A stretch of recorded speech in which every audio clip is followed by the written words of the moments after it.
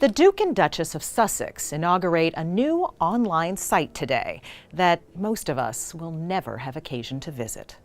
It seems like a rarity that Prince Harry and Meghan Markle can evade the news, and unfortunately for them, today isn't that day either. So, what did the couple do this time? Well, watch this video to find out.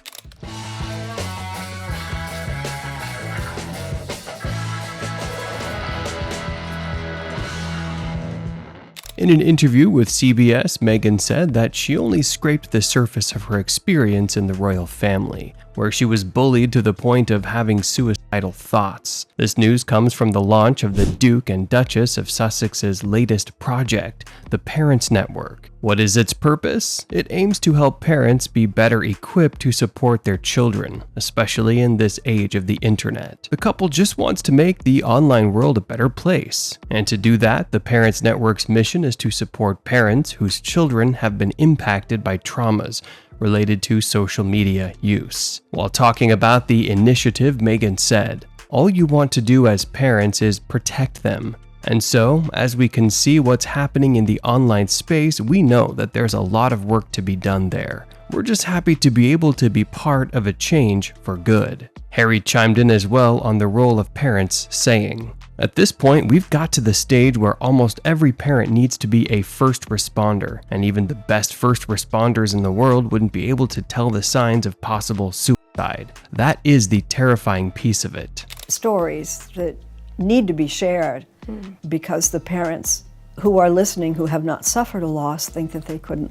And if you look at the stats, he isn't wrong either. Take the example of Donna and Chris Dolly, who lost their 17-year-old son, CJ, to suicide. According to the parents, it was due to depression fueled by social media use. They claimed that he had a good life and everyone around him loved him. However, it was his phone that drove him to the point of no return. "He still had it in his hand, that's how addicted he was," said the mother. "He couldn't even kill himself without posting about it first." That's exactly what the royal couple had talked about, how unsafe online presence can be. From cyberbullying to having access to dangerous substances, the online world is dangerous if it's not used in moderation. That's something that a lot of parents understand all too well, as their kids have passed away due to either an overdose of drugs or the despair brought by online bullying.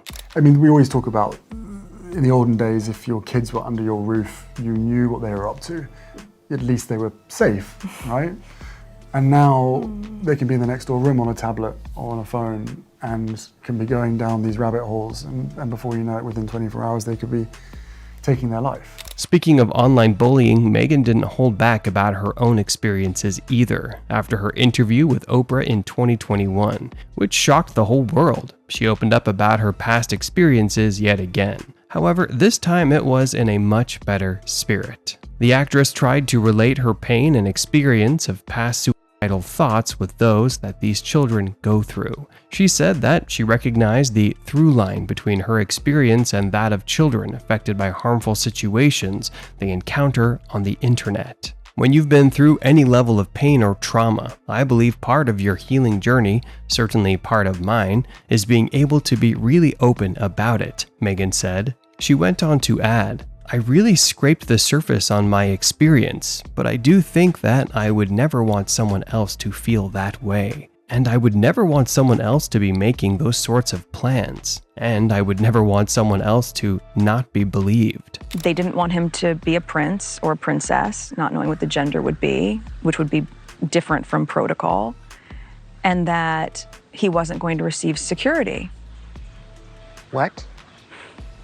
It was really hard. Now, Meghan, who has opened up about her fair share of bullying and abuse that she suffered on the internet, wants to make it a better and safer place for everyone. The Duchess of Sussex said, "If me voicing what I have overcome will save someone, or encourage someone in their life to really genuinely check in on them, and not assume that the appearance is good, so everything is okay, then that's worth it. I'll take a hit for that." She was referring to an interview a few years ago in which she talked about her struggles as a royal and her treatment by the British media. In the interview, she said, I just didn't want to be alive anymore. She said that she had no idea how to solve the huge pile of negative media about her. I would sit up at night and I was just like, I don't understand how all of this is being churned out, she shared. It's fair to say that she has seen her fair share of trauma and cyberbullying. Meghan and Harry also expressed their support following the U.S. Senate Judiciary Committee's hearing on online safety for children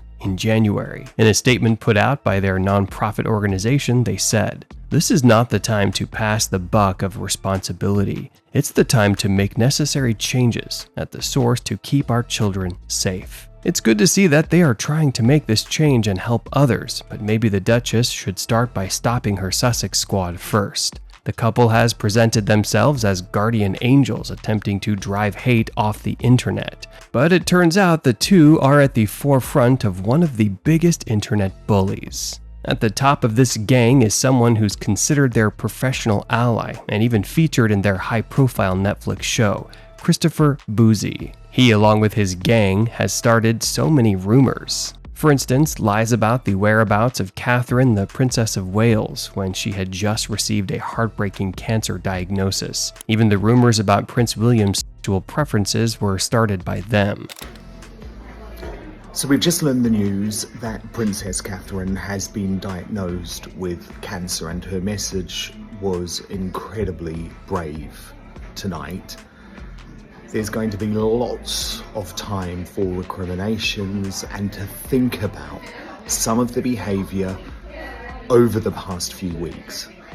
But I do say to the Sussex Squad ghouls who were spreading the most horrendous theories online to try and undermine Catherine at such a difficult time, hang your heads in shame. Now, Boozy and his army of bullies like to come off as do-gooders who are attempting to stop bad behavior on the internet and cyberbullying, when in reality, they have been the ones on the darker side. They have even threatened the lives and livelihoods of people who have simply just criticized the public behavior of the royal couple. Imagine that. The couple hasn't shown any association with the Sussex Squad, but it's interesting to see that they haven't publicly or privately condemned them either. If you're going to talk about cyberbullying and inappropriate activities on the internet, why not start from the place that's doing exactly that in your name? This just in, Meghan Markle and Prince Harry bestie, Boozy, is online peddling Kate Middleton conspiracy theories. Of course he is, because he's got to promote Spoutable, where you'll go watch these conspiracy videos. From harassing people online to actually doxing YouTubers, this group of bullies needs to be stopped immediately, and the people who should be doing that are Meghan and Harry, especially if you are advocating for making the internet a safer place. What do you think about all this? Is the couple actually trying to make the online world a safer place, or is it just another PR stunt? Do you know of any stories of the Sussex Squad? Let us know in the comments below. And if you enjoyed the video, give it a like and subscribe for more.